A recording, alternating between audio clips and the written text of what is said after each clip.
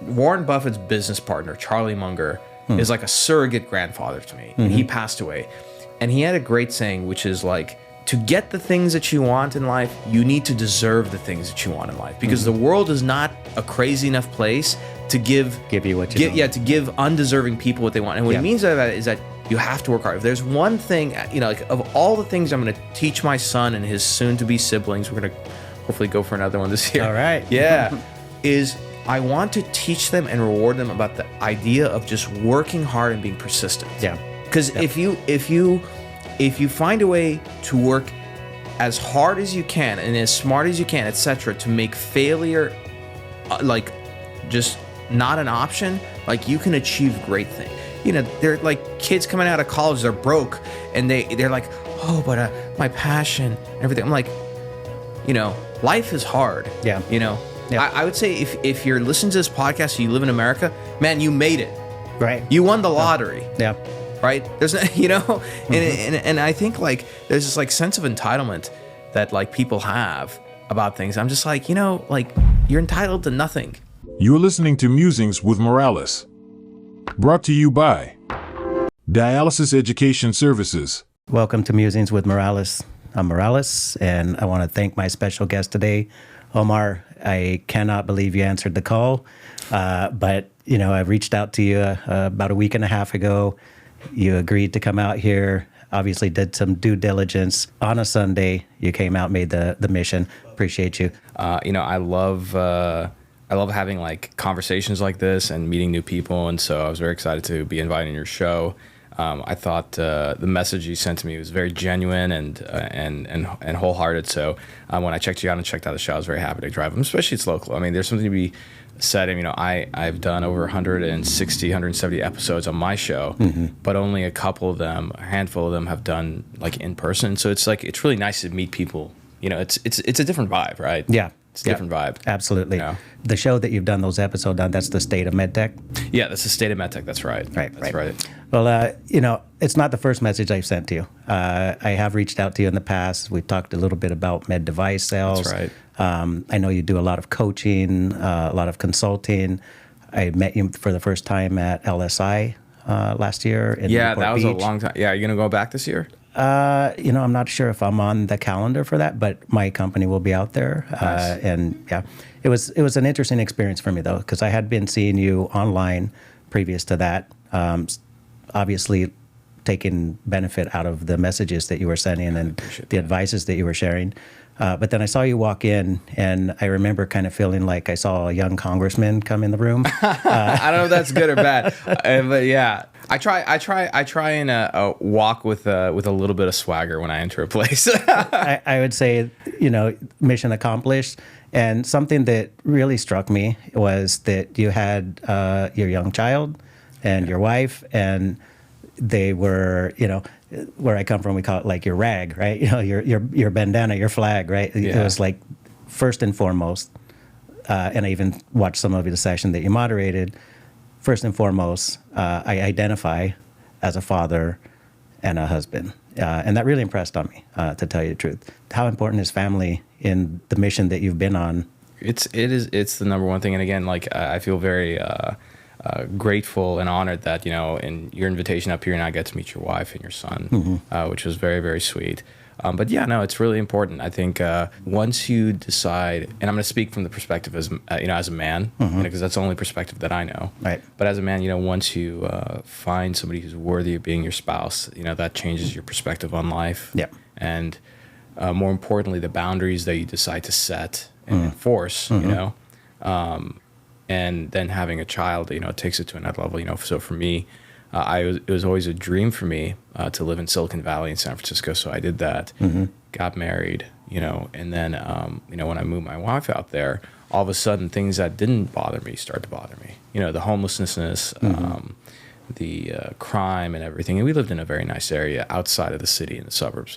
But even that, I decided that was not I would not tolerate that. You know, it didn't sit in line with my values, and so that's what moved us down to SoCal to be closer to family and everything. Is that both families, her side of family, your side of the family as well? Yeah, so mainly my parents. Her family's still back in Turkey. So you know, I'm half Turkish, half Iraqi. Okay. You know? And so, yeah, so that's what brought us, down here. But yeah, to go back to your question, like, family's everything, and I think, we'll talk more about, business and everything. I am definitely, I have very big ambitions, big goals that I want to achieve and everything. But at the end of the day, it's all meaningless to me. In the sense that it's really a means to an end, and what I'm really after is freedom, and to provide the family the kind of life that that they deserve. And part of that is to give them as much time as I want. And I think a lot of times business people, they forget, like, why are we doing this? Like I didn't start my company so I can spend it on the road all the time, and to be not mentally present with my wife and son. I think you checked in recently on that in a recent post, whether it was on LinkedIn or I think you had kind of checked in and shared an experience of a conversation with your father around that time. Oh yeah, that was a popular post, the one where he chewed me out essentially. Yeah, essentially, because I was starting a new business as you've been in the game a lot longer than me. It's not easy. No, and we talk about these things like being present with the family and everything. We know this, but sometimes we forget. Right. And so my dad, very rightfully so, called me out on it. Yeah, that's great. And again, it's an admiration of mine. I mean, when I look at you from afar, it's very clear that there is a foundation from your parents, and then now a new foundation with the family that you're at the helm of. And it's, tell us a little bit about yourself, where you're at today, Omar, because nobody on the line, with the exception of maybe those who are already following you, but from my guess, I don't know that they're looking at med device sales. I really focus a lot on dialysis and nephrology, staffing. So this may be a first for some. What are you doing today, and maybe the journey that got you there? Yeah, I'll kind of fast forward to today. So today, I have a company called Khateeb & Co. It's more of a holding company that has a few entities underneath it. The main one is essentially that my mission is to change the way we sell and market in medtech. Okay, and more importantly, how do we take devices and technologies to market successfully? Right. So I work with startups in terms of raising awareness so they can raise money with investors. And then the other side is working with med device companies and biotech companies to take their products to market. Right. Because I think, especially when it comes to selling high tech products, right, robotics, AI, etc.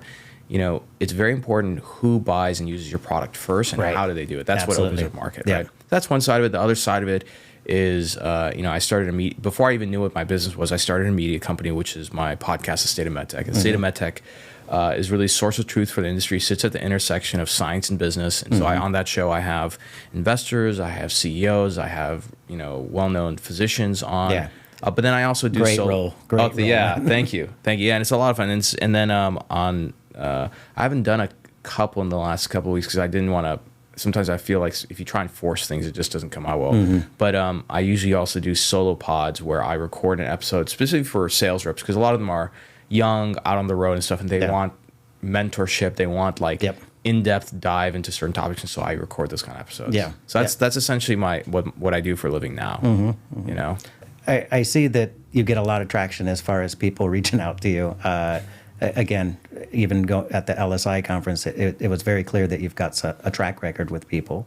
Can you kind of go through maybe, I don't know if you can share the companies, but kind of what are some of the accomplishments, the roles that you've served through different med tech companies, where they started, where they ended up? Yeah, absolutely. And maybe like a good place to start is kind of like, where did I come from and everything. So first generation American, born and raised in El Paso, Texas. Right along the U.S.-Mexican border. Dad is from Iraq, mom's from Turkey. My father was a general surgeon growing up, had his own private practice for over 35 years. My mother was a, professor of anatomy and biology at the local college. Wow. And then, like most kids in college, I was pre-med. Unlike most kids, I actually stuck to it. I went to medical school at Texas Tech on a full academic scholarship. But then halfway through, I just realized it wasn't for me. Decided to drop out. My father was the most supportive of Really? That. Yeah. Wow. Yeah, he was supportive. That seems like so unstereotypical of like a surgeon father or a physician especially a father. Middle Eastern man, with their firstborn son going to medical. Yeah, it's very uncharacteristic, but I have a great father. And then from there, I did cold calling, door-to-door sales for a collection agency software company called Transworld Systems. So that was a really humbling job because it was just hard. And then I got my first break getting into robotic spine surgery as a medical sales rep. So I did that for a year and a half. The one superpower I got out of medical school was not clinical knowledge, believe it or not. It was actually the ability to teach myself anything. Because the first 2 years in medical school, you teach yourself medicine. The faculty's there to, they have lectures and everything. They don't really teach you medicine. You literally teach yourself medicine. Yeah. So being able to teach myself anything was a superpower. So when I got out and starting off in the world of medtech, I had to learn about sales and marketing. And so the first thing I did was like, what books are there? And sales and marketing people aren't very good at teaching themselves stuff. They're, the average person, in my opinion, is pretty lazy in our industry. In the sense that they, the continuing education, everything, they don't sit down and put in the work. This is just my personal opinion. Yeah. So educating myself that way, got really good at marketing. Management heard about this, and they decided to promote me to U.S. marketing manager. So this is Mazor Robotics. It was the first publicly, first robotic spine company in the world. They were publicly traded. Eventually, they got acquired by Medtronic for about 1.6 billion in 2016. Left there. And then, the last 12 years of my career, I've worked at high tech, first of its kind, really complex technology in a marketing role. And by marketing, I mean sales at scale, building and molding a market and figuring out how do you drive adoption. Okay, not product management. I did some product management, but that's... I was going to go there. It's like, where'd you land as far as with the robotics? Was it cleared through FDA, already in the market? And you came into Mazor, yeah, when I started with them, they were already FDA cleared. They did a 510K, and it was being used. And, by the time I left, we had done, I think, about we had hit a 10,000 cases. We had done 10,000. Yeah. And from there, I just worked at different companies and, served in different roles and everything. But I think the highlight of my career is understanding the psychology behind how people adopt new products and technologies. There's a whole adoption curve about where that happens and how it happens. Right. And then understanding how do you mold markets and get traction. So for me, I think this is an important thing of life, not just career, but understanding like your personality, where you fit is important. You take a company like Johnson & Johnson or Medtronic or something, and they come to me and say, hey, like we have a $2-3 billion business unit. I don't know what to do with that. But if you come to me and say, hey, we're a pre-seed or Series A company, we've raised $5 million, and our runway is like 6 months, we need to get traction with the market, and we have to have a convincing story to tell investors to raise our next round. That I know what to do with that. So you're really into like the critical path of a startup. From inception through funding through development. And it's my personality too. I think people who gravitate towards startups, they don't know how to get along with other people. Because when you're in a place like, it's true. See, Paco's loving this. Yeah. But it's true. When you work at a J&J, Medtronic, these larger organizations, you need to know how to get along with people. You need to be bureaucratic, you be diplomatic and everything. In a startup world, I don't have the tolerance or the patience to sit in a meeting and watch something and just not call BS on it. I just can't. And so in startups, startups have their own politics and hierarchies you have to follow. But in the startup world, it's like there's no time for any of that nonsense. You know what I mean? Yeah, it's wasted time is wasted money. And wasted market time. Market speed, right? Like I'll never forget the very first tongue lashing I got earlier in my career. Which was well deserved. Which was I went to a meeting and the CEO asked me hey, can you prepare a presentation, kind of walk us through an analysis of what happened at this conference and everything. So I go and I start going through the slides, and of course I was so young, fresh out of school, I didn't know anything. And the mistake I started doing was I was literally reading from the slide, and he interrupts me and he goes, "You're wasting my time right now." Yeah. So there's no time to mess around. we were talking creativity the other day, and we were actually talking a podcast about startups and tattoos. And I was like, I'm the least creative person. I really am the least creative person. Like, have a horrible time dressing, cannot dance, cannot sing, cannot draw, cannot paint. None of that stuff. I'm gonna have to challenge you on that. I don't think you're uncreative. I mean, look, you started this podcast. You have some really interesting guests. We had that argument with a very creative, like artistic person, right? And he said the same thing. It's like, you have a different sort of creativity. And when we're talking about startups, one thing that I notice is, like you said, you don't have time to waste. Somebody said it to me, and it was a founder of the COVID operation that I talked about earlier to you. We don't have time, right? He said he kept texting me, and I guess I'm somewhat naive to some of these sayings, but he kept texting me, and at the end of his text, he would put KISS, KISS, right? And I'm like, I mean, for like a good month, I'm sitting there going like, what the heck is this guy texting me KISS after every text, right? And finally, I was like, what are you saying? And he's like, keep it simple, stupid. And I've worked in a few startups, and that has been, I think, by far the most beneficial approach that I've seen in startups. At a certain point, there's really a lot of weeds, though, right? I mean, when we talk about a med device company that's going through research and development or starting to submit FDA, it gets really, really granular, gets really, really sticky. Experiences with those, that side of it, you said not product development, but... Yeah, no, of course. I mean, one of the benefits about, in my opinion, when you're in med tech, med device, and working in marketing, is that marketing is really a training ground for people who want to become CEOs. And the reason why is that in med device, at least, they don't do this in like tech, like big tech and everything. But in med tech, marketing is the only department in the organization that touches every other department. They touch finance, accounting, regulatory, legal, quality, sales, everything. And so, I get involved with that. So like even, for me, part of marketing, this is kind of one of those interesting things about being in that role, you interact with people in regulatory and legal and stuff. At least from, my bias, my filter on everything is there's a psychological filter. Yeah. And so understanding who you're dealing with, and this goes, starts going into persuasion. So like, for example, when you deal with legal and regulatory people, okay, their job is to make sure that that nothing goes wrong, which means they're very good at saying no to things. Yeah. Right, they'll shoot everything. Yeah, and so most marketers hate regulatory and legal. For me, I think when you start to understand somebody else's perspective very well, that's when you start to learn how to persuade and influence them. Yeah. So understanding what's important to them is good. Developing those relationships, and then asking the right questions. I think a big part of your life, I think the quality of your life will be reflected in the questions that you ask, right?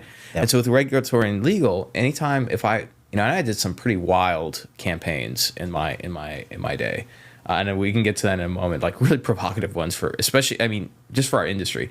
But a lot of times when I talk to legal, I wouldn't say like, can I do this or can we do this? I would just ask, I was like, how can we do this? Because that's going to solicit a different answer than can I do this? Yeah.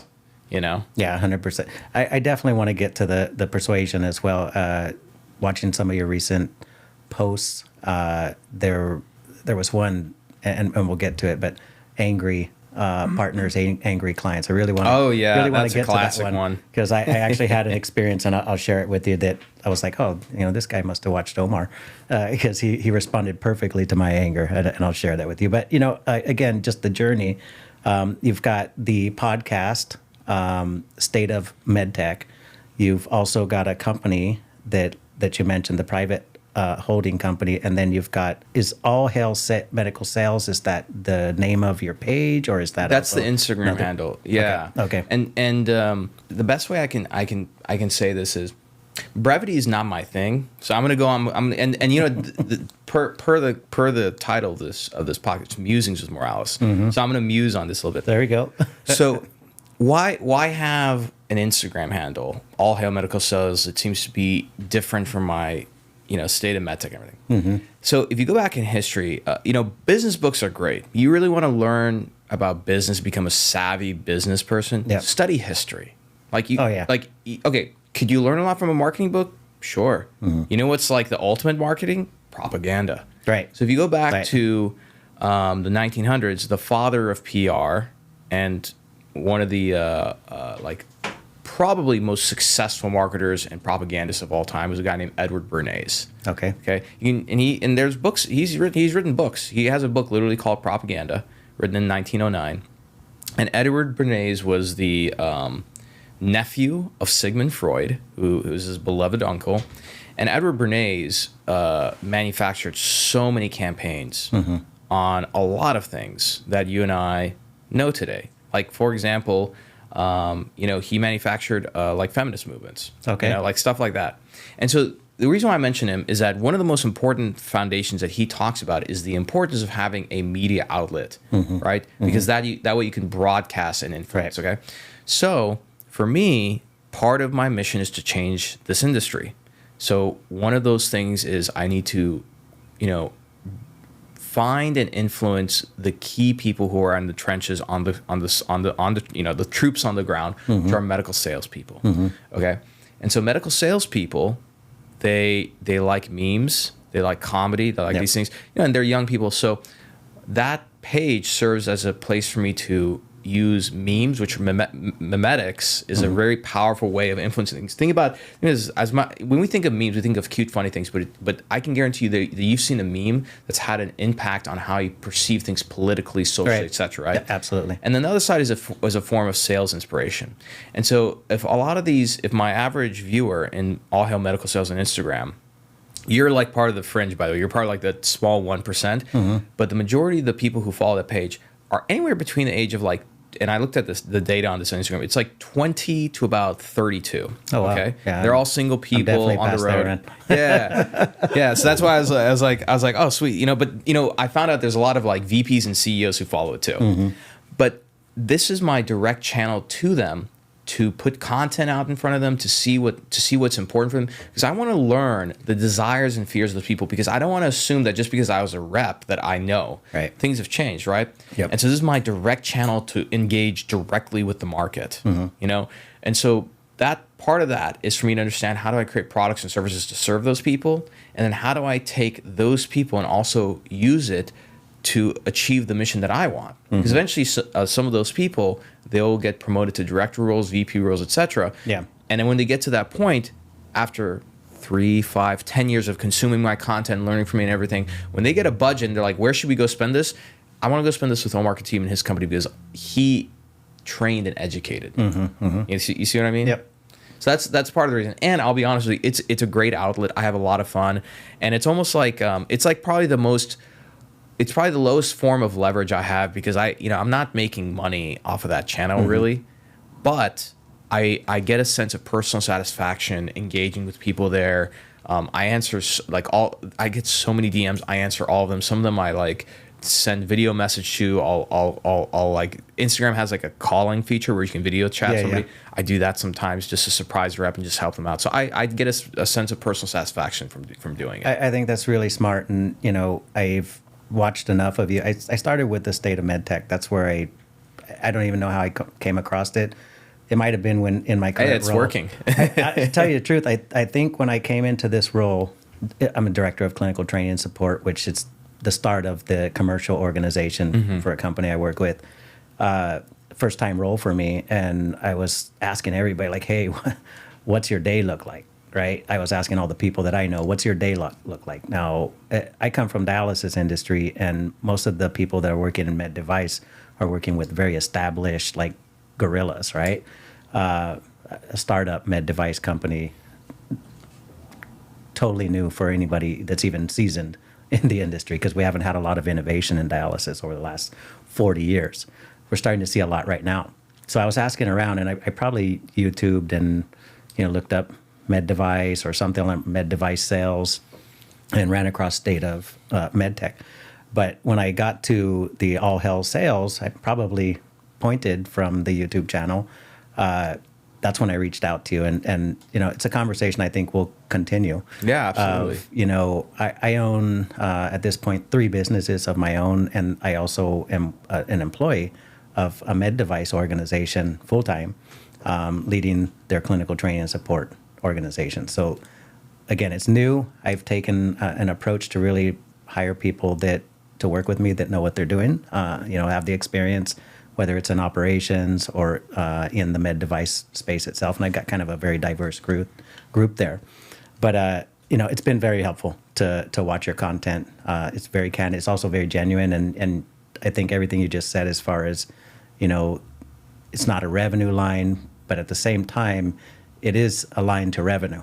Yeah, that's exactly right. And I mean, what's interesting about the podcast is that the podcast is generating its own revenue net just from sponsors and everything. But if essentially the other side of it, if we're looking at it from the business side, it serves as a flywheel for me. Right. Because if you look at the state of med tech, which again, even the name is very authoritative for a reason. Yes. I have different categories. I have investors and VCs. I have physicians.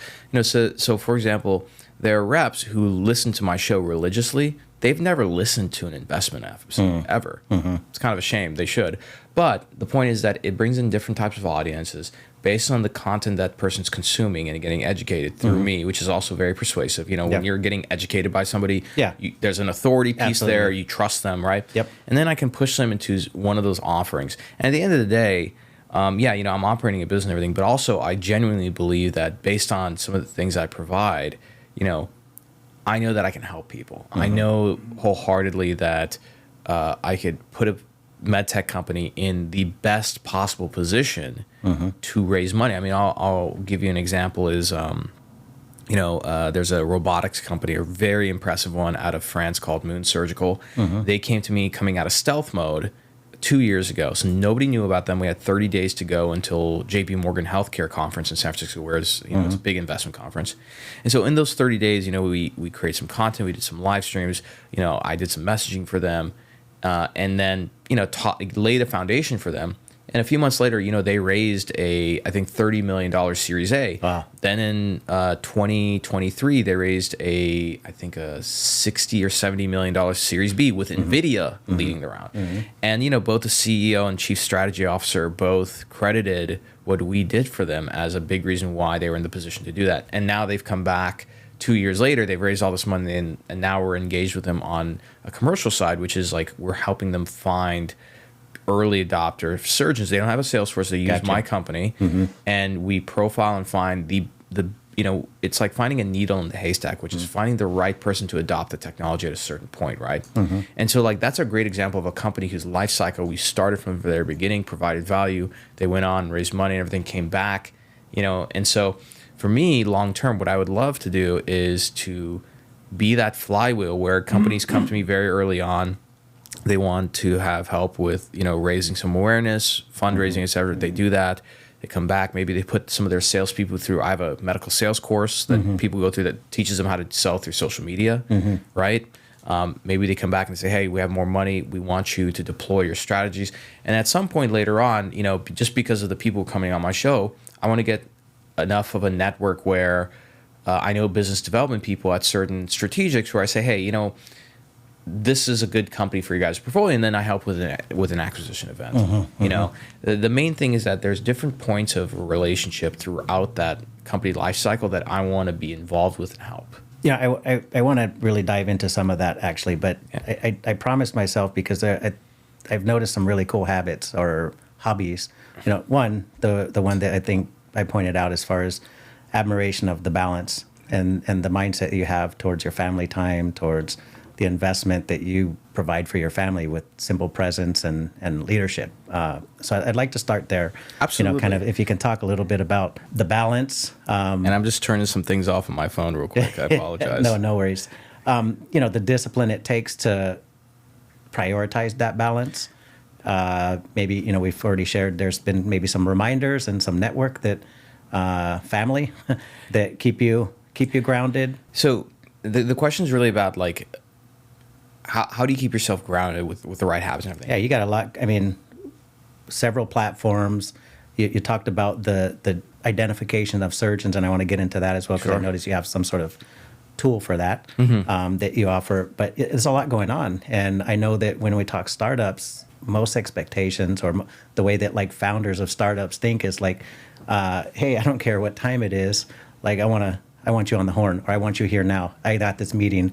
That's really a difficult challenge if you're going to be disciplined and put your family first. Yeah, well, so so it's different for me now. I mean, I have clients, and are there occasions where, I have to do something outside hours? Something? Yeah, absolutely. There's a new client of mine where the VP is overseas because her, father's in hospice and everything. So she's like, having meetings with me like late at night. So I try and accommodate that. Right. But even so, it's easier when when you run your own business, right? Because you're the boss. You get to decide what you're going to tolerate. But if you're an employee, it's a little bit different. That all being said, earlier in my career, when I was junior, not at a director level and everything, I learned that you have to set boundaries, right? Are there going to be times in a startup where you got to work super hard around the clock? Absolutely. And this is why, like, when you're single and in your 20s, like, yeah, do that. Like if you work for example, in the Elon Musk company, like, you're going to be grinding, right? But through that process, through that stress, like, you'll grow a lot, you'll get this experience and everything. That's great. And I had those times too. But as you get older, like, especially when you have a family, you have to put boundaries in place. So things that I see people do that are really stupid, that for some reason they think that it helps, is, answering emails like after 6 p.m., for example, right? You shouldn't do that.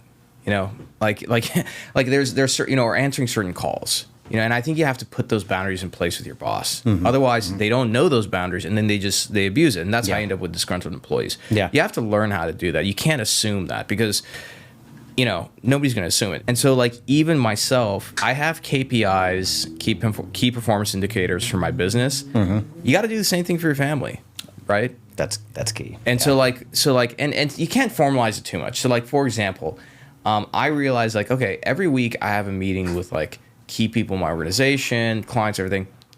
Why don't I do that with my own wife? Yeah. Like, have a marriage meeting once a week. How are things going and everything? Oh, no. Yeah. So I try, like, I didn't want to formalize it and, like, put it on, like, on the calendar, but I have it as a reminder for myself. And then, like, every other day or something, I'll have, like, a check-in with my wife. We'll be talking. We usually at night, like, we put the kids to bed. We make some hot cocoa. We're not playing with our phones.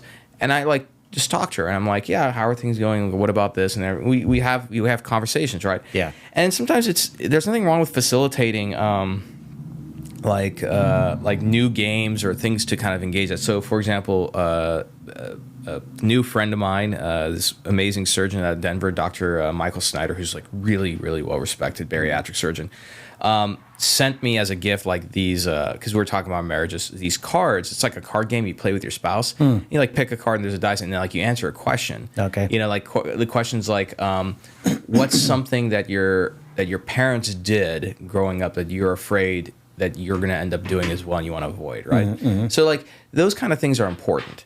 And so I think the more conscious you are about it, the better. And I'll give you another one.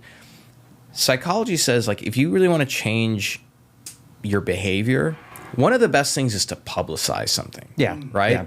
Like, this is why I think people say, like, I'm going to be losing this much weight, or, like, going to the gym or everything. Yeah, claim it. Yeah, so I publicize purposely. One, because I want to serve as a symbol of example, but two, to keep me on the hook of, family's important. So, like, I'm taking my family to conferences. Yeah. It's a pain. Like, try going to a conference with a toddler. It's a lot of work. I was like, well, it helped with the young congressman look, though. You didn't have to, like, find babies to kiss. You had one in your arm. I kissed my own baby. In your arm already, ready to go, right? Where did you grow up? I grew up pretty close to here. Got it. In Lakewood, on the border, Lakewood, Hawaiian Gardens. And, yeah, I had a little bit of a rough ride. And kind of went along with that rough ride when I got to the age to make decisions, right? But I had one thing in my life that my father introduced me to. He said, I want to put you in martial arts, because I used to watch Kung Fu. Obvious, right? You can see the hair. I don't have the dots, but I used to love Kung Fu, and I would go to the barber and be like, hey, I want the Kung Fu haircut with the dots. And, no, just get Bruce Lee, right? But he's like, okay, I want to put you in martial arts. And I was, 10 or something like this. So that stuck. And I had a trainer or a teacher that became kind of another add-on to the father figure, taught me a lot of discipline. So I was very disciplined physically, very disciplined as far as, what I did every day in that regard, and then not so disciplined on other things, right? But when we talk where I'm at today, like everything rests on discipline, everything rests on accountability. And I love what you just said, that it's a reminder to you, it's you holding yourself accountable for the things that matter the most. And quite often we look at other people to hold us accountable, but that's a check on yourself, is you're making sure that you're doing what you need to do as the leader of the family, or the father, the husband in the family. And, you know, I'll tell you, this is a little like a different thing. I don't believe anymore that discipline is enough. Yeah. You know, like discipline is very important. Discipline will set you free. So let's look at the levels of getting things done.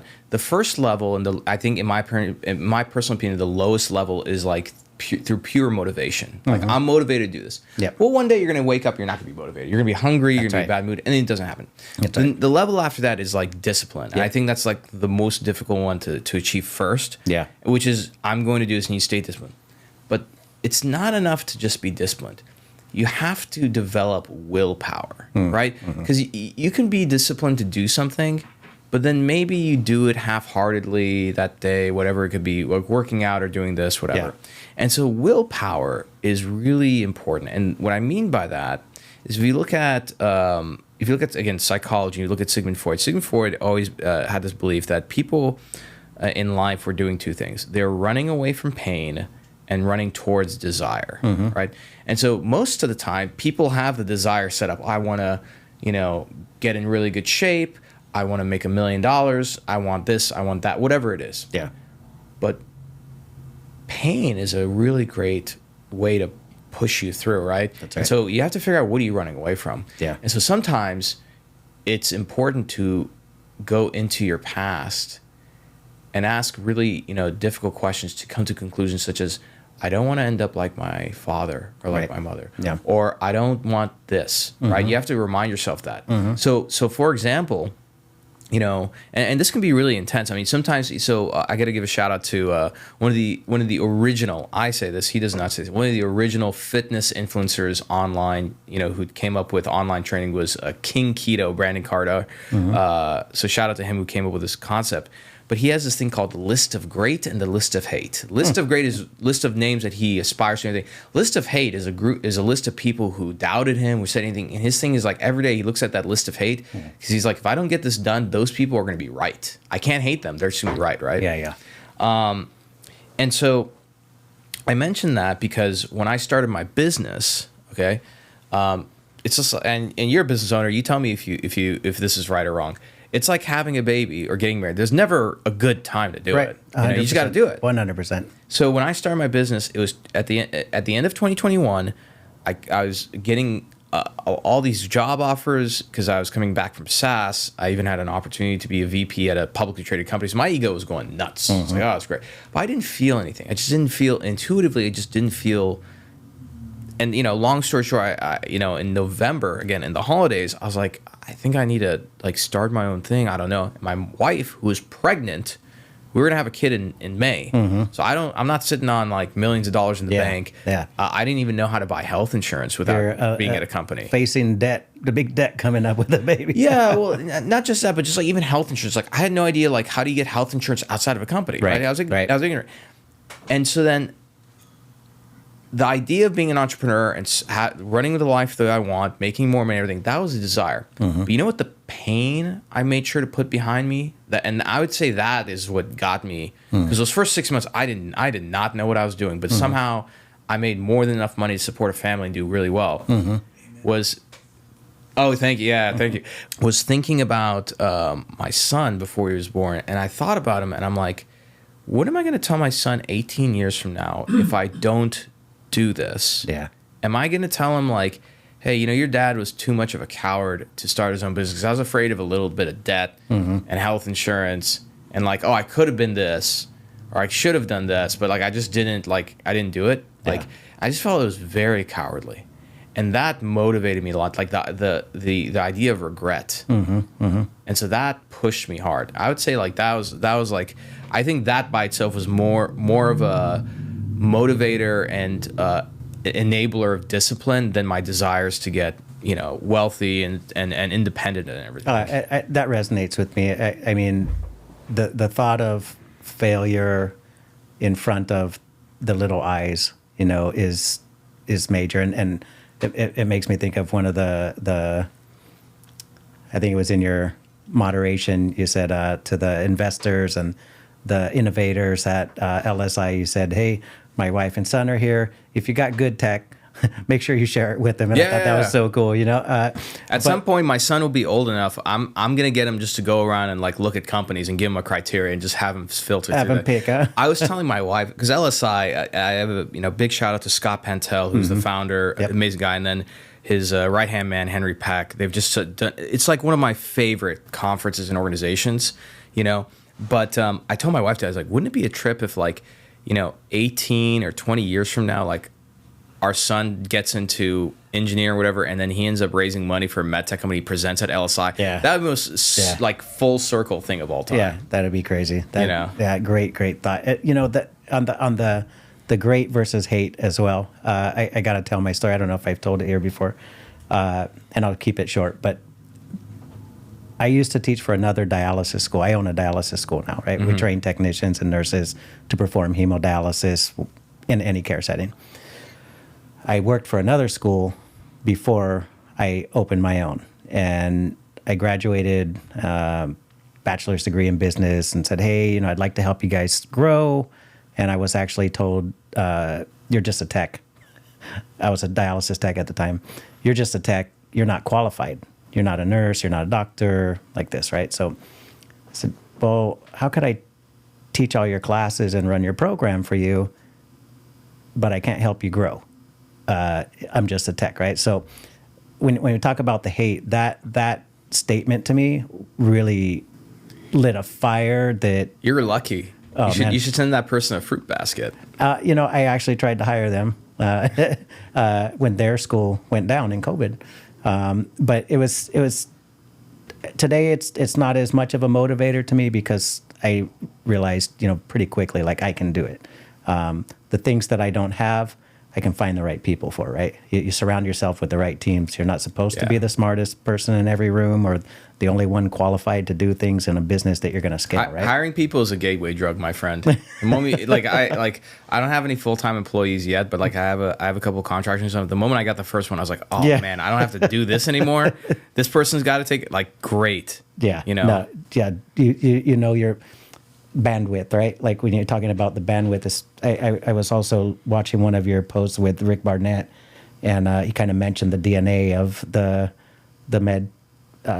medical device representative, right? Like that's the ideal person, and bandwidth was one that stood out to me as far as the ability to learn new things. I think the same Rick also talked about the reps actually serving some sort of technical purpose in an organization before they became reps, and I'd like to pick your brain on that in a little bit as well. But let's talk about a couple other things, because you definitely prioritize and laser focus on your family, from your parents to your children to your wife, and I'm sure many more are in the network as well.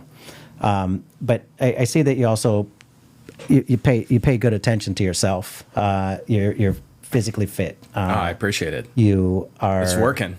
Yeah. Well, I want to pick up some notes because I'm 46. I was physically. I was physically fit, right? I'm one of those guys say, back when I played football, right? I didn't play football, but back in the days, right? Sports, like what kind of stuff do you do to keep yourself moving, functional, tight, whatever, flexible, fast? What do you like? Yeah, and just a note on this. So I look at salespeople, especially in medical sales, they're like athletes. Yeah, they have to be in top shape. They have to be physically fit. Mm-hmm. And some of them are going to take issue with this, but it's because you're carrying a lot of stuff. You're standing in the OR and everything. This is a wear and tear in your body. I have the same belief about surgical staff and surgeons as well. Mm-hmm. And so for me, I do a variety of things. So hobbies that I'm into currently, I do jujitsu. Mm-hmm. I have a garage gym. I work out in the garage gym all the time. I love golf. I got into golf last year. I'm trying to talk myself into picking that up, but you want to know? Let me tell you, audience. No, Morales. Let me tell you how you're going to do that. You're gonna go find some buddies, go play golf, okay? Borrow some clubs and everything.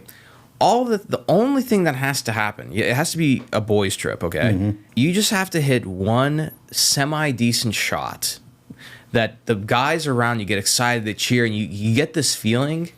And the moment that happens, you're gonna be like, oh man, I'm going to spend Chase that, huh? questionable amount of money and time chasing that feeling. But no, it's a great sport. Here's the I told you brevity's not my thing, and again, this is Musings with Morales, so we're gonna go off on a tangent on this one. We're just tiny side street we're gonna go down. Okay, let me just take you down this avenue. We'll go back on the main street in a second.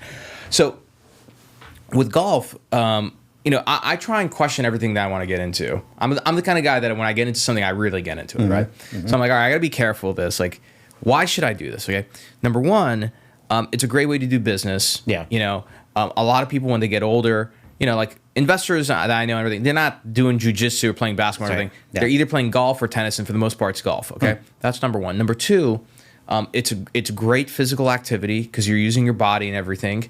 You're outside, you get sunlight. If you don't go hunting, golf is the next best thing because you're going on landscapes. Layers to the it's beautiful. there. Yeah. And it's a very psychological game because it teaches you like how to keep your emotions calm, how to be positive. If something goes wrong, like how do you look at what you're doing and be like, I keep trying to like kill the ball when I hit it. Let me just slow it down. Let me do this. And it's very strategic. There's so many layers to it. Like Michael Jordan, who's the most competitive person on planet Earth, he loves golf, and he's like, thank God it exists because like after basketball, like he didn't know what to do with himself. Needed something to compete again, huh? Yeah, and golf, you're competing against yourself, really. Right. Now we'll go back on the mainstream. So yeah, so golf is another one. I do like other random hobbies. Like I try and go hiking. I started to get into rucking. Rucking is just a fancy way of saying I'm going to throw a bunch of crap in a backpack and make it heavy, like 40, 50 pounds. Okay, I'm going to go walking with it. I love swimming. I try and do like calisthenics. Just anything that gets my body moving on a daily basis. It's just movement is so important, and then being outside in sunlight. Like so, I really again, I'm building a business. I'm very competitive about it, but I'm not going to lose my physical and mental health or my family health and everything in pursuit of that. Right. And as a result of that, I may not get what I want. I may not get there as quickly as I want everything. But when I win, I want to win in life with my family and my health. Yeah. I don't, you know what I mean? Just get the dollar signs, and you have you're physically shot. You're And I just have this beyond belief. the point to enjoy it, right? Yeah, I just personally have this belief, and I don't know. I mean, just to look at a completely radical example again, I'm a small business owner, meaning like I funded myself, and everything, versus like a venture backed company like Elon. Right. Like we would agree, like Elon is probably the most successful person on planet Earth these days. Yeah. Just if you go based on like number of billion-dollar companies he's made and the impact he's had and everything. When I read his book by Walter Isaacson, I don't want that life. I don't want that life. And even Elon says like people don't understand like what it's like to be me and what my mind. He's like my mind is like a storm. Yeah. Constant. And I was like I don't want that. Yeah. I'll tell you that my experience is a little bit different, and just hearing what you're saying here, it's. It's humbling, and then it's that reminder. You're very focused. You're very clear. You're grounded. And I started my first business in 2009, and all of a sudden developed this mania. That it kind of sounds. I don't want to say my mind is the same storm as Elon, but it's very similar. Like all night, all day. All business people, you have to have this certain level of meaning. Like you have to have it there. Right? But, it ebbs and flows, and again, I'm not like, by all means, the goal here is to like maximize earnings and achieve wealth. Like, like there's no other reason that I opened a business, right? Right. But I'm trying to figure out what that balance is. Yeah. Like for example, I question everything. So for example, at one point I was convinced, maybe I should do XYZ so I have more time and everything. And I thought, I'm like, I really don't need more time. I need to do less stuff. You know what I mean? And so like, I've kind of come up with my own, like, in my head hourly rate. And so if I have to do something and it's less than my hourly rate, I hire somebody to do it. Right. Yeah. Yeah. So like probably the simplest example, like it's easy for me to keep things tight and clean my home, but I have somebody come, a few times a month to clean the house. Yep. I'm not doing that. Right. I'm trying to think like there's some other examples where could I learn how to do this? Yes. But what people misunderstand is that your brain and your energy and body and mind and everything, it's like a battery. Every day you have a certain level of energy and it gets drained. Right. Yep. And so like, I don't want that being spent, bookkeeping, for example. Yeah. I'm a smart guy. I know how to run my own books. Yep. It is a huge waste of my time, huge waste of my energy. Even if it means it's just like 10 minutes a week, not doing it. Right. And so that's the kind of thing that I think it's important to ask. Chris Doe, and I can't remember where he's from, but he's kind of a guy that's out there teaching different marketing strategies. And he says, work on your business or in your business. Yeah, exactly. I want to work I don't want to work in my business. Because at that point, you know what you've done? You've replaced your W-2 full-time job with business that you're a slave to. Yep. Don't want that. Yep. Like, not interested. Guilty right here. I'll just say it. But it happens. At some point it does happen, right? Like, business is hard. If it was easy, everybody would do it, right? Yep. And what is it? I think 99% of businesses fail within their first year, and like I don't know, some other percentage of them, or a large amount of them, don't even make it to year 5, right? Right. So you're gonna have some sacrifices. Like, there are some times that I have to spend time away from my family. I can't do things, right? It's just part of it. But I think there's ways to, as long as you're conscious about it, to find ways to make up for that. So like, at perfect example. My son, who's he's a toddler, he's like 20 months old now. There's this like little gym for kids. They take them and they do like acrobats and stuff and teach them to go up and down. It's a lot of fun, right? Yep. And he does that twice a week. One of the days he goes like in the mornings. There's another time he goes at 5:00. And so I used to not go because I was like, oh, my wife will take him and everything. But I was like, what the hell am I doing at 5:00? Like, am I working with full capacity in the business? Absolutely not. Yeah. And so I'm like, well, I might as well, instead of like working half-heartedly on the business, where like I'm really not working that hard, by 4:00 I'm done. Yeah. So I'm like, okay, I'm gonna go and spend time with my son, and then on top of it, I'm like, my wife needs a break. So then that's when I tell her, like, hey, you hang out at home, just take it easy. I'll take him. Yeah. So that way I'm helping my wife out, giving her some alone time, right? I spend time with my son. I get away from the computer, right? So I think there's these levers in life that are there on several layers. that you have to think about. They're there, Yep. People make it too complicated, but again, sometimes you just have to simplify things. Like, keep it simple, stupid, right? Yep. So, you can find the time as long as you're like conscious. And I think this is the key about being creative, is that when you assume and start telling yourself, like, I am a creative person. I can solve any problem. I will solve this thing. And if you start to believe that down in your core, then all you start seeing is opportunities, solutions everywhere. Yeah. That were always there. Yeah. You triggered a thought, working on your business, not in your business. Let's go startup. Your experiences with startup and founders, which I don't know if that's a bad word to investors or not, but no, it's a good word, very positive word. I've heard this term though, founder syndrome, and I've actually seen founders kind of swept to the side to avoid the 95% failure that we see out there in startups. Any experiences with that? And absolutely. I'm guilty of kind of wanting to do a lot of the things that I shouldn't be doing, or that somebody else could do better and cheaper than I could do. Because I think I'm saving money, but really, like you said, there's a price on every second of our life as a owner, founder, innovator. Yeah, and like, look, with founders, it's not common. I'm very pro-founder, but not every founder should be or can be a CEO. And the reason why is that when you raise, unlike a small business, when you raise money, you're on a clock. That's right. Because you borrowed money from people and they're expecting you to bring you a return and everything, right? Yes. And that's not just the investors, it's also the employees and everything. That's right. And so sometimes a founder needs to step aside so that a more capable CEO can come in and run the company and make the decisions that they're not going to be emotional about. They're going to be the best for the company. Yeah. That being said, I mean, who should stay as a founder and who should not? I mean, I'm sure there's plenty of people at various times earlier on in Elon Musk's career, they said that, like at Tesla, that he should have stepped aside and let a CEO. Yeah. Well, yeah, but he ended up being right. Right. Another great founder, Mark Zuckerberg over at Facebook. I think he's the only remaining founder CEO for any social media company, right? Really?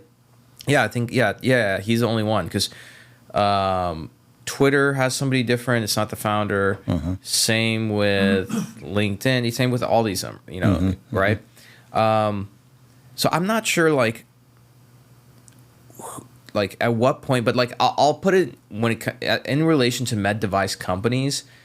Usually, especially if it's a first time founder, on rare occasion, are they fit to be the CEO? I think they should be, though. The reason why is because the founder sees the vision, and part of being the founder, not only to getting customers, but also raising money, is that you have to embody the story. Yeah. And nobody does that better or sees it better or talks about it and persuades like the founder. Yeah, agreed. But at some point, right, for that founder to stay there, in my personal opinion, they have to be very open to having a strong board of management team and a strong board where they take advice from. They don't have to listen to the advice all the time, but they'll follow that. Yeah, they just need a feeder. Yeah, exactly. Because otherwise, like it just doesn't work out. And I'm trying to think. I know that there are plenty of great companies in medtech that have lasted for more than 5 years, where the founder has stayed as a CEO. But I can't think of any right now. So it just depends. Yep. I'm not experienced enough, and to be honest with you, to really comment with a strong opinion about it. Other than the fact that it depends. Anybody who says they have a rule for this doesn't know what they're talking about. Yeah. It's case by case. Yeah, agreed. And I've seen it in a few startups that I've worked with. The founders were really all the guidance we needed in some cases. And then in other cases, and I'd say really probably around engineered type of companies, whether it's tech, med tech, software, whatever, that I've seen the opposite in quite a few occasions. Like the engineer in them was very strong. The visionary in them was very strong, but to be able to operationalize just... a lot of things have to go right, And then you mentioned the attention to investors and shareholders as well, and I think that's something that I've seen actually overlooked by a few founders. But and then sometimes like investors are wrong, because sometimes like if you're talking to a VC, I mean their thing is they're trying to get a return for their limited partners, right? And so sometimes like there might be an acquisition event where they're just like, yeah, we should just do that, yeah. But there's more that's leaving a lot of value and opportunity on the table. So there's plenty of companies that could have exited early. Yeah, agreed. I mean, look, like Instagram's kind of a good example of that. Like Instagram exited for $1 billion. That's a sale. That's like the deal of the century for me, because Instagram is literally like the number one generator of revenue for like Facebook, right? Right. Yep. So it just depends. Again, it's these things are multi-layered, complex scenarios and situations. So I mean, I can comment on it and I have like opinion about different things, but just it depends in every situation. So I have a 23-year-old son. And I actually was contemplating, maybe you want to come to this one. He's a young business owner. He owns koi ponds and streams. And very cool. He's really great at what he does. He does vaccinations for kois and all sorts of stuff, right? That's fascinating. That's like really cool. Not many people do it, right? No. And he's a young, good-looking kid. He really... He's got. I like that market because you're selling to essentially really rich people. Oh yeah, I talked to him last night, and he's like, "You're going to be proud of me." And he got a new account right in Hollywood Hills, but he's like, "I got a membership to every cigar lounge in LA and Orange County," and he's just picking these clients up while he's smoking a cigar. That's exactly. Great. He's got it down. But, tell him to pick up golf, and then he'll have like a monopoly in California. But he, one thing I've been coaching him on since he was a kid is like when you start a business, just like you said, either you replace your W-2 and then you're just working for yourself, or you find a way to scale, you find a way to hire people. He's taken that advice. But, what can we say? Because I promised a lot of people that when I had you here, I'd really ask the questions that would help them is, how do you avoid that? Like, you've kind of mentioned it, as far as why you're doing it in the first place. So it's maybe the purpose behind what you're doing, which usually isn't to work 24/7, right? But aside from those priorities, family, how do you avoid getting in the weeds and not being able to see a horizon and then getting stuck, you're 65 years old and you can't retire? Yeah, that's a good question. I don't know if I'm the right guy to be asking, because I'm barely like 2.5 years into my own business, but I guess I can comment based on what I've learned from other more established business owners and what I've seen. I think there are certain things that maybe you should get in the weeds on, right? But it should be things that are the most high leverage things in the business. So for me, what's high leverage in my business is like the kind of clients we sell to and help, and like the people that we bring on the podcast. Because like nobody does that. Like you can't replace me for that, right? Yeah. But for a bunch of other things, you can. Yeah. And so there's certain things like let's look at the bookkeeping example, right? Maybe you hire a bookkeeper and they do things, but they don't do it exactly the way you want it. But the point is it gets done. Right. And you have to look at the amount of time you're spending every day and just say, okay, like if this is the amount of time I have, what are the most high leverage things that I can do in the business that are actually going to move it forward, right? And this is where like part of it, I think, in my opinion and experience, like being a business owner is sort of a journey of self-discovery where you discover like your weak points, your bad habits, right?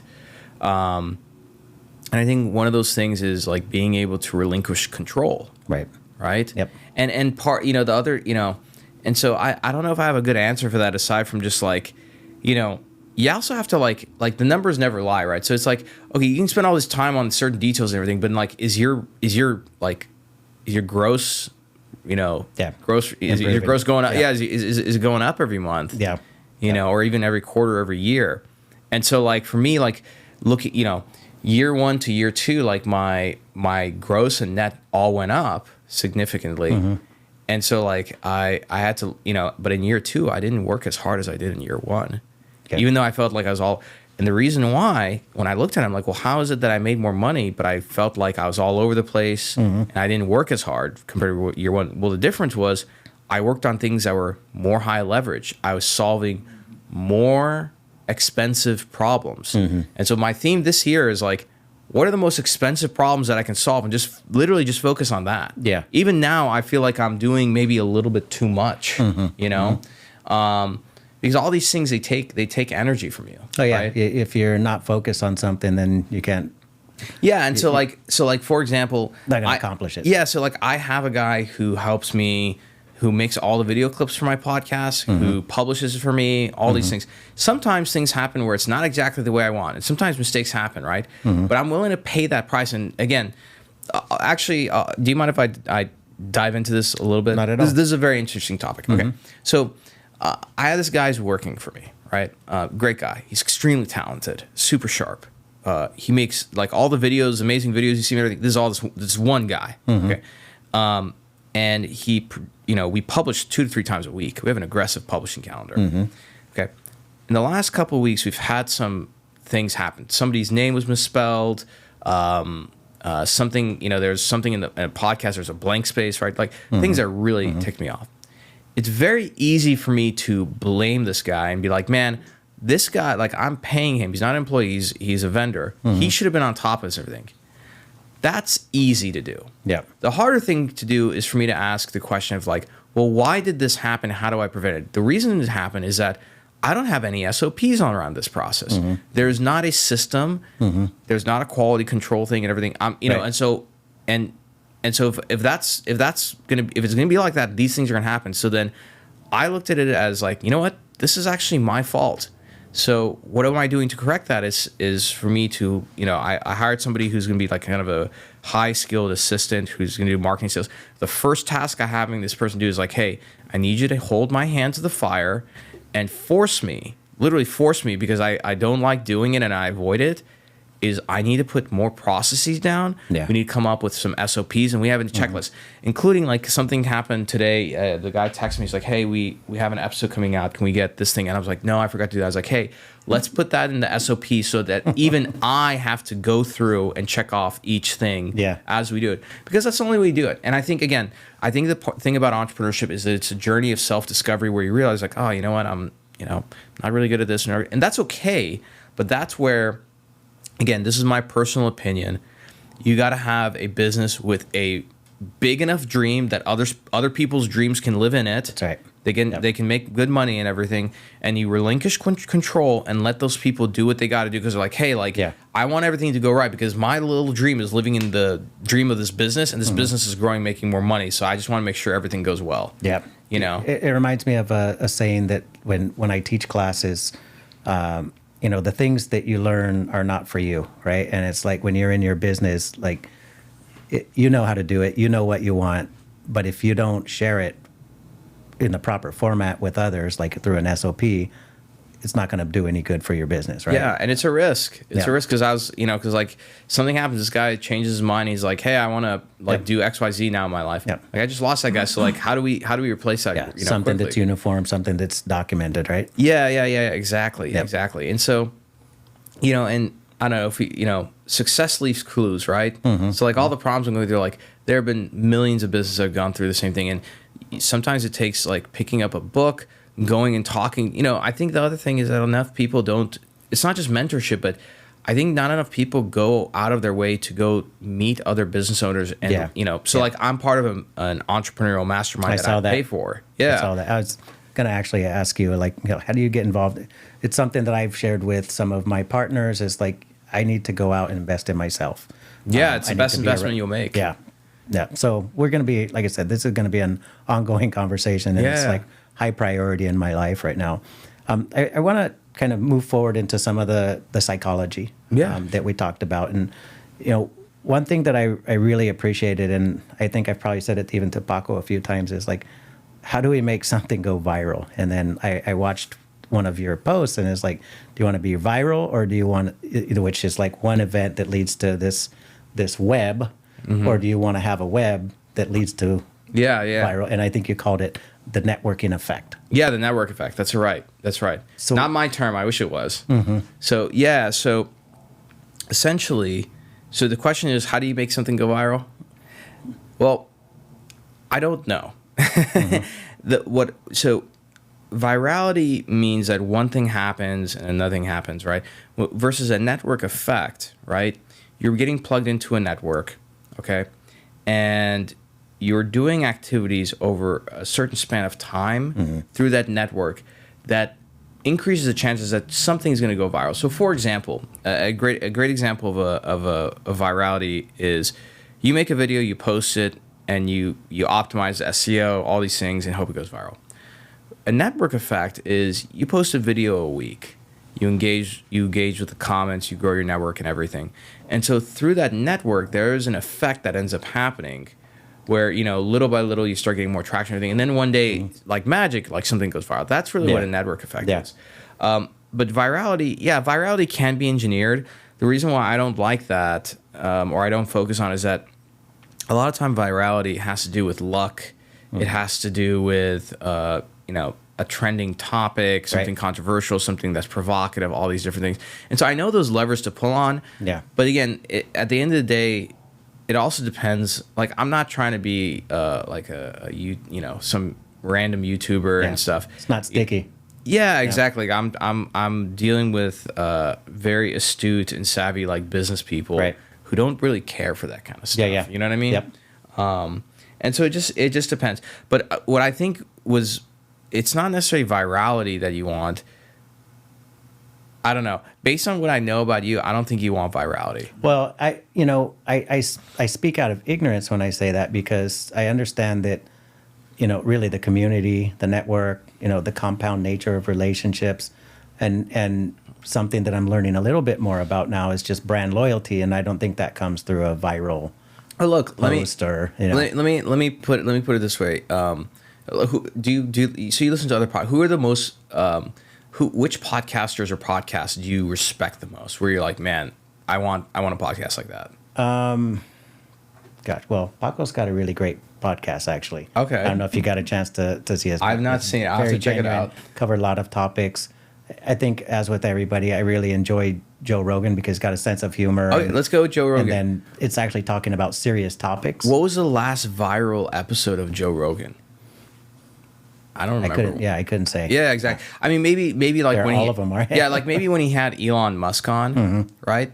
So okay, Elon Musk coming on smoking pot. That was a viral moment. That's right. Yeah. But did he plan that, or is Joe Rogan literally recording 3 to 4 of these podcasts a week, and through that effect? I just told him that a while ago. Yeah. Oh yeah. Yeah. Just before you got here. Oh really? Yeah. Yeah.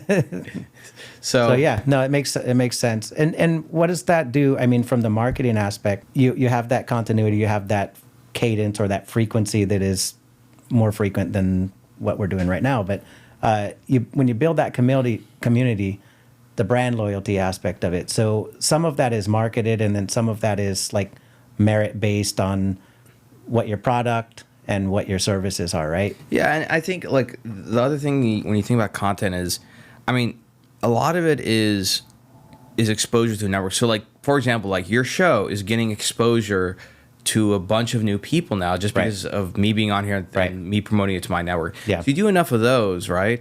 And that's when you start developing, you'll end up having some kind of a network effect. Yeah. Right? Yep. And then at some point, like you might have a viral moment. Like I think for me, if my show had some level of virality, it wasn't viral, but probably the most one of the more engaged content is that Martin Shkreli, the farmer bro, who's a super sharp guy, by the way, super sharp guy.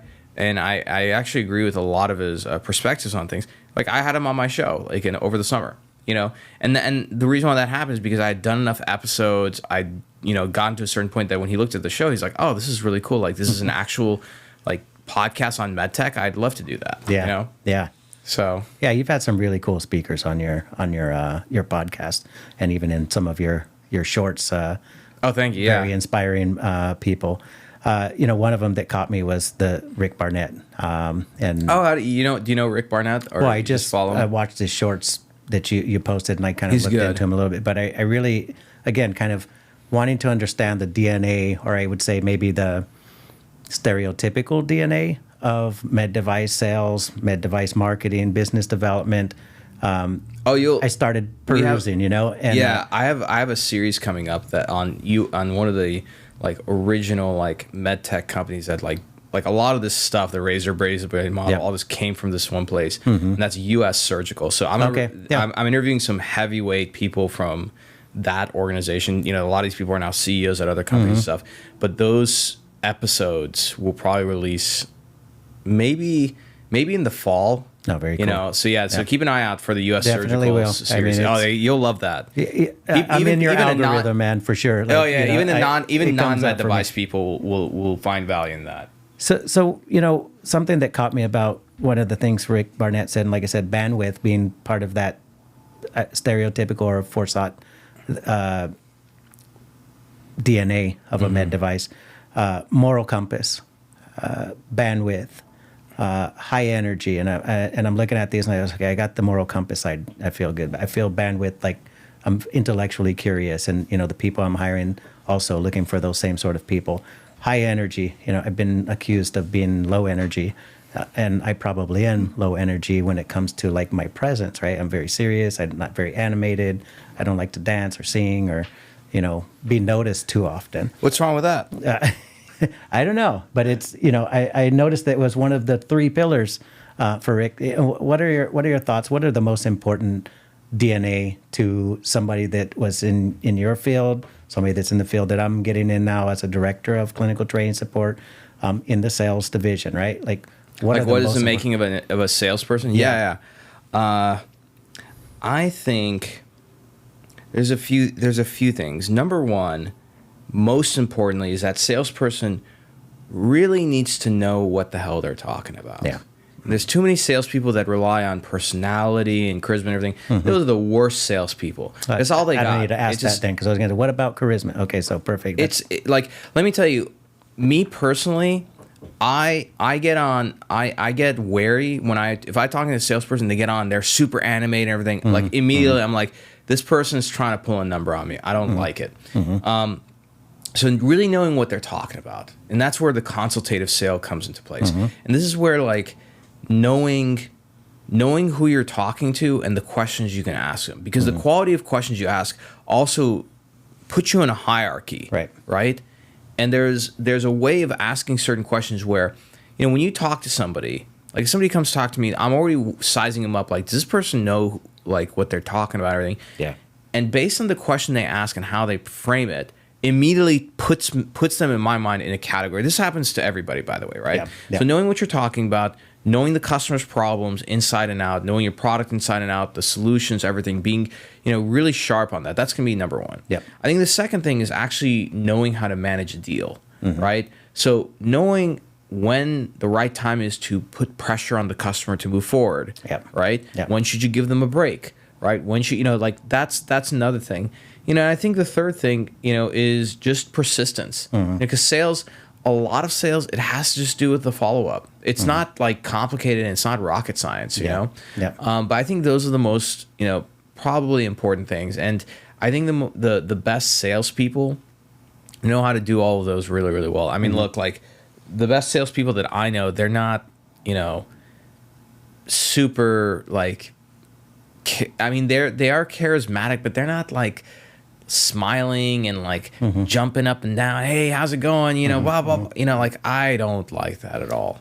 Let me ask you. So I think we're aligned, and it's really validated. Okay, I'm okay.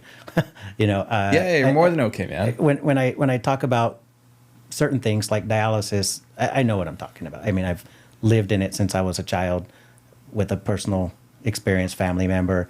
Ended up as a professional, as a clinical person, then a biomedical, then water specialist, and admin, So I've been kind of through any role, with the exception of a nurse or a doctor. So I know the workflows, the pain points. You probably know it better, in my opinion, better than a doctor, because you lived it, you've done it for a while. Like from a sales standpoint, you're the ideal salesperson when it comes to something dialysis related. Well, you know, I often find myself, and I've said this on a few episodes, that I find myself feeling imposter because I've ran across the J&Js and the Kimberly Clarks and, you know, the Edward and like these different sales reps and marketing people that I just feel like I'm in a foreign land, right? But when we talk about selling or educating on the type of device that I'm working with, there's nobody better. Yeah. Like, and I've been living that for my whole life, right? So when you talk about the bandwidth or the actual knowledge base, I feel good about that. The moral compass, like Paco's known me a long time, and I started my first business really just wanting to help, like you said, help one person at a time, to be able to provide the level of care that I know I could give. And it's like, well, I'm only one person, so when I teach people, now I feel like I'm part of the care of others, right? And it turned into like thousands of students now, and thousands of employees in different organizations. It's a really strong feeling for me, but it's really about helping patients get the care they need. In dialysis, that care equates to them staying alive. And then it's like, just like you and me, we do what we do, not because we want to work 24/7, but because we have somebody we love or memories we want to make, things like this. So it all translated really well for me. I'm missing the high energy. I'm missing that one. And I don't think you need to have it all the time, to be honest with you. I mean, it just depends. It depends. I think you can exude high energy based on your passion and interest for the subject without having to, you know, feel like you're jumping out of the seat. Yeah, I just feel like I'm fluffy enough. I've been to like the financial services meetings and stuff, and like, I can't do that, right? I can't do it. What about the Rolodex? What about it? Like, how important is that for, you mentioned kind of the age group of like a lot of your viewers. Like having a Rolodex? Yeah. I don't think it's important. I think a great salesperson knows how to go and build a market. I mean, look, I try to be like a little bit down to earth and humble about things, but I will say that as a salesperson, I have the utmost confidence that you can take me like a special ops person and parachute me into any med tech company today in any specialty, and I will be able to be successful in it. Assuming that the product is not a piece of crap, Right? Yeah. you know, like there's no that's one piece of advice. I guess That's the big question. Really evaluate the product because don't assume that just on your you have to believe in the product, right? The Rolodex is important, but I think that too many people rely on that too much, you know? And this, especially in the startup world, like you have a Rolodex, sometimes certain people, even though they're going to buy your product, that doesn't mean that you sell to them. You know, the idea of customer success is important. So for example, you know, let's just take Med Device out of this. You know, if you look at some of the companies that are in that mastermind with me, they sell like coaching services or marketing agent services and everything. Just because you can go and land, let's say, a big celebrity, right? If they don't match your client criteria, right, of what a perfect client looks like, yeah, maybe it's great you get them for a few months, but then they're going to churn. Yeah. And you're not going to, you're going to lose that opportunity, but also you're not going to have any good results, all these different things. So really evaluating the customer you're selling to, right? Because that's the other thing is that a salesperson, a great salesperson is somebody who is solving a problem. Yeah. So part of that is identifying, does this person actually have this problem that our thing solves? And then are they willing to solve that problem, right? Because again, a lot of salespeople, let's look at the medical device world, they're tasked to sell something, right? They go and sell a piece of device to a hospital and everything, but then they don't have full buy-in from, let's say, a doctor or anything. So that device is sitting there, and after a few months, collecting dust. That's not good for that company. It's not good for that market, you know, and for a variety of things. And not to mention, that salesperson has done a disservice to that surgeon because the doctor isn't thinking sometimes about business implications. So now that doctor, advocated for that device, gets it, it's not being used a lot and everything. You think that doctor is going to get the hospital to buy another thing that they want when they're like, oh, wait, didn't this guy or gal recommend this device and like they're not using the same with them? Like, we're not going to give them more money. So the sale is, selling is more complicated than you think. Oftentimes, and I think that these considerations have to be taken into account. Also, that has to be aligned with the company incentives, because if the company's like, we don't care about this, like just sell. Right, the salesperson is going to do what they're told. Right. This is why, as a company, you have to put these parameters into place where it's like, hey, like we want to qualify these people. Yeah, we want to hit quota and everything, but we would rather have 3 new customers who are all in on the product, they're using everything versus 10 who don't care. And they're just like, whatever. That's a great point there. So capital equipment, capital with an annuity to it. Yeah, and this is more capital versus like if you're selling, some disposable and everything. Yeah. Like, you're not going to get like people jumping out of their chairs for like a disposable, but like there's different aspects to sales. Well, in your experience with the razor blades, what's the ideal model, or have you worked with different models? Have you worked where capital sales is responsible for the annuity as well? Yeah. Or maybe it's a hybrid type of role between sales and training? Yeah, I think me personally, I think sales needs to be tied more into with customer success, so that they don't just sell and bounce. They're on the hook a little bit. Yep. The other thing is like hospitals they're not stupid. They're being like, how many standalone hospitals do you know of? I don't know many. Yeah, not many. So they're owned by like large health systems. Yeah. Some of them are run by private equity groups. So they're constantly looking at their budget and where they're spending money. Yep. And so I think there needs to be some more business model innovation. So sometimes, like at least the valuation of these companies isn't hinged on how much capital they sell. It's hinged on how much placement they have and utilization they got. Yeah, absolutely. It's just like taking the SaaS model. Yep. It's monthly recurring revenue, or if anything, annual recurring revenue. Yeah. And so I think like part of this is making a easier capital purchase for hospitals, and maybe making a more friendlier service type fee that includes consumables, right? So some hospitals, they don't want to pay a service fee and all these different things and everything. So maybe you do like surgery as a service or something. Gotcha. So every month you have like your consumables, you have your service fee, your et cetera. And it's on a scale based on how much you use. If you don't use the technology that month, you're not getting billed for anything. Right. You know, so you know, you have to like pricing. We can have a whole conversation about pricing, but like pricing is really important. You have to understand what is the market willing to tolerate. Tolerance, yeah. Yeah, and you know, like what's sustainable over the long term. Yeah. You know. Yeah. So I got to ask you. You know, you mentioned a lot of robotic experience, and you don't have to give me an exact range here, but like, what are the ticket sizes on these robots? Oh no, I can give you a ticket size. So like, if you look at a lot of the robots out there today, like a Da Vinci system, right? Da Vinci's, I think they're somewhere in the ballpark. I think like 1 or 2 mil. They're somewhere in there, right? Wow. Yeah. Some, you know, the Mazor system, when we were selling it, it was $1 million robot, right?